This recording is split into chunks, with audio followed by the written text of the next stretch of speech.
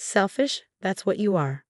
Patricia's voice echoed through the dining room as she slammed her hand on the table, making the silverware rattle. My daughter is struggling to make ends meet, and here you are, sitting on a fortune like some dragon hoarding gold. I took another bite of my roast chicken, maintaining my composure despite my mother-in-law's outburst. My name is Olivia, and at 34, I was facing yet another family dinner turned interrogation about my inheritance. 3 months ago, my beloved Aunt Martha passed away, leaving me her entire estate. Martha had been more than an aunt. She was my mentor, my confidant, and the only person who truly understood me after my parents died in a car accident when I was 12. She raised me, supported my dreams, and taught me the value of hard work and independence. Patricia, I said calmly, setting down my fork, my inheritance is exactly that. Mine. Aunt Martha chose to leave it to me for reasons she made very clear in her will. My sister-in-law, Emma, Patricia's precious daughter, sniffled dramatically from across the table. It's just not fair. James and I can barely afford our apartment, and you're living in that big house all by yourself. James, my husband's brother, nodded in agreement. Think about family, Olivia. We're all supposed to help each other. I caught my husband Michael's eye. He gave me a subtle nod, squeezing my hand under the table. We discussed this moment extensively, knowing it would come eventually. Help each other, I repeated, my voice steady. Like when Emma borrowed my car last year and returned it with a dented fender, refusing to pay for repairs. Or when James asked for a small loan of $5,000 and ghosted us for 3 months. Patricia's face reddened. That's different. They were going through tough times. They're always going through tough times, I replied, and whose fault is that? Emma quit 3 jobs in the past year because they were beneath her. James spent his savings on a luxury car he couldn't afford. How dare you judge my children? Patricia spat. Just because your aunt spoiled you.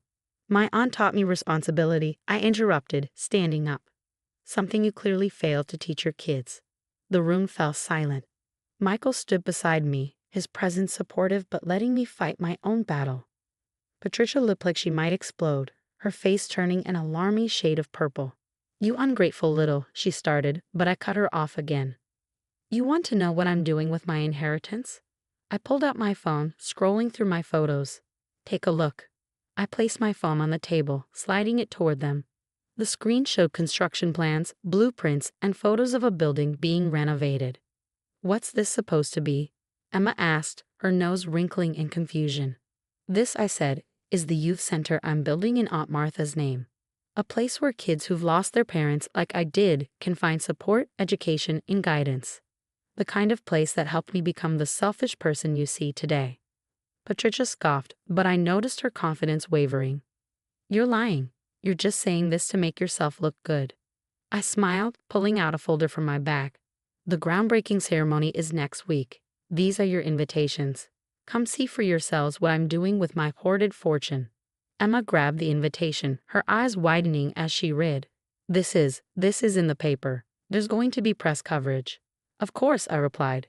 It's the largest youth center in the county. Aunt Martha's inheritance isn't just money, it's a legacy.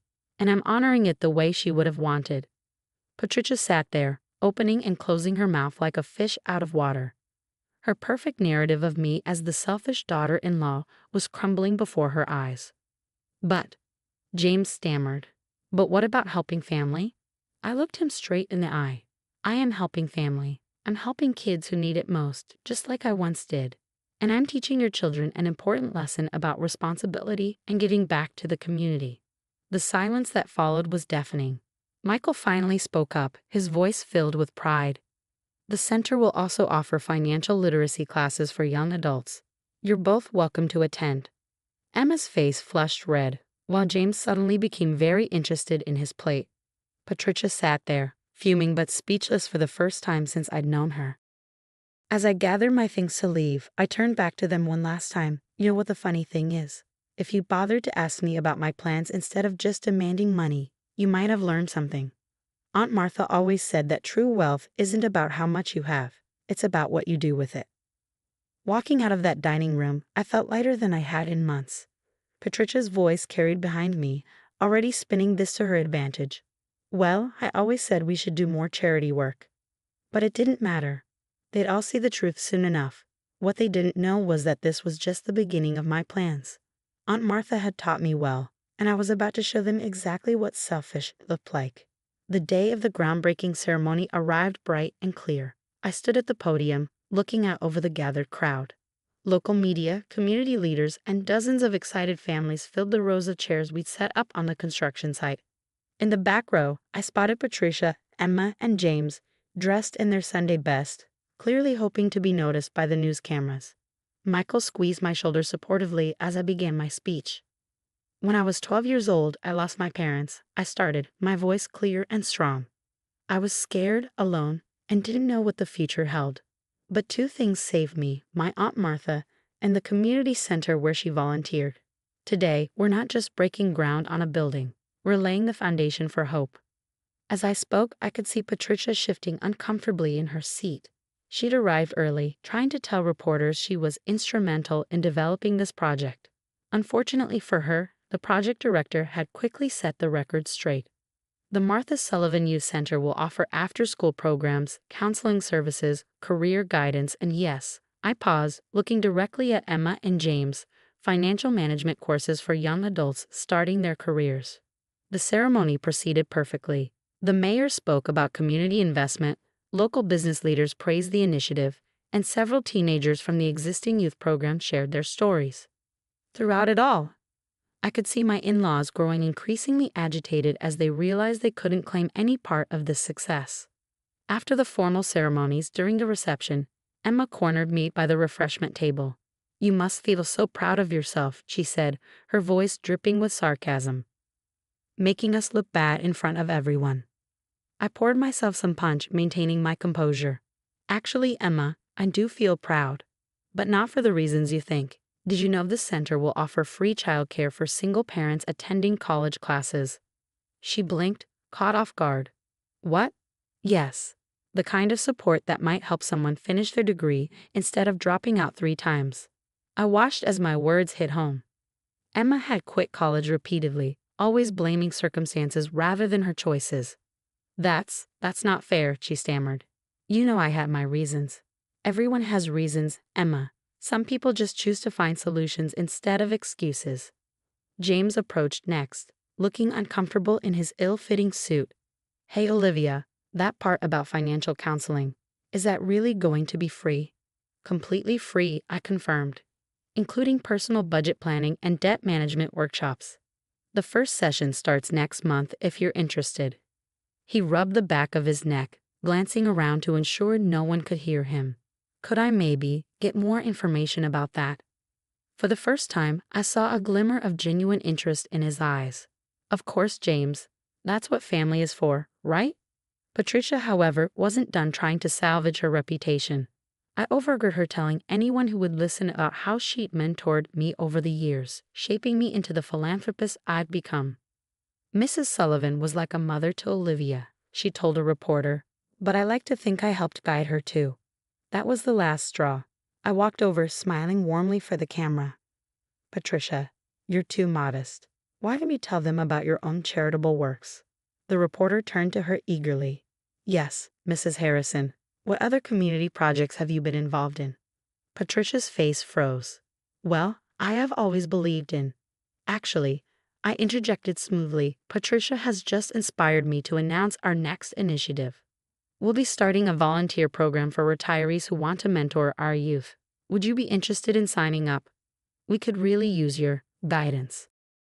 The reporter's eyes lit up, but Patricia looked like she'd swallowed a lemon. I'll have to check my schedule." "No pressure," I said cheerfully. "We'll need volunteers year-round. Though, of course, we do require a background check and references from previous volunteer work." Patricia excused herself quickly after that, practically dragging Emma and James away with her. Michael found me later, grinning from ear to ear. "That was masterful," he said, wrapping an arm around my waist, "though I think my mother might have an aneurysm." I leaned into him, watching the families mingling, the kids already excited about the programs we'd offered. "You know what, honey? For the first time since Aunt Martha passed, I feel like I'm truly honoring her memory." "She'd be proud of you," he said softly, "and not just because of the center. She'd be proud of how you handled everything with grace." I smiled, thinking of the next phase of our plans, the scholarship program, the job training initiatives, the mental health support services. Patricia might have called me selfish, but I was about to show them what real generosity looked like. As the sun set over the construction site, I couldn't help but feel grateful. Sometimes the best revenge isn't about getting even. It's about rising above and creating something meaningful. Aunt Martha had taught me that too. 6 months after the groundbreaking ceremony, the Martha Sullivan Youth Center was thriving. What started as a building project had blossomed into something far more significant than anyone, especially my in-laws, had expected. I sat in my office reviewing the latest program statistics when my assistant knocked on the door. "Mrs. Harrison is here to see you," she said, trying to hide a knowing smile. To my surprise, it wasn't Patricia standing in the doorway, but Emma. She looked different, subdued, wearing simple business attire instead of her usual flashy outfits. "Can we talk?" she asked, fidgeting with her purse strap. I gestured to the chair across from my desk. "Of course." Emma sat down, taking a deep breath. "I've been attending the financial management classes here," she confessed, under a different name. "I didn't want anyone to know. This was unexpected. And how's that going?" "It's eye-opening," she admitted. "I never realized how much money I was wasting, how many opportunities I'd thrown away. The counselor helped me create a budget, and for the first time in my life, I'm actually sticking to it." I leaned back in my chair, studying my sister-in-law. The entitled attitude was gone, replaced by something that looked remarkably like humility. "James has been coming too," she continued. "He's working with the debt counselor to refinance his car loan. And we're both learning a lot." "I'm glad to hear that," I said sincerely. Emma's eyes welled up. "I owe you an apology, Olivia. When Mom was ranting about the inheritance, I joined in because it was easier than admitting my own failures. But watching what you've built here, how many people you're helping. I get it now. I understand what Aunt Martha saw in you." Before I could respond, my assistant appeared again. "Sorry to interrupt, but the school group is here for their tour."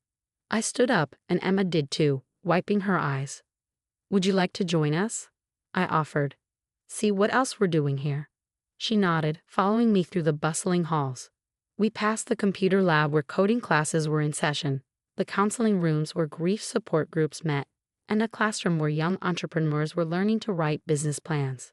"We're adding a daycare center next month," I explained as we walked, "and expanding the scholarship program to include trade schools."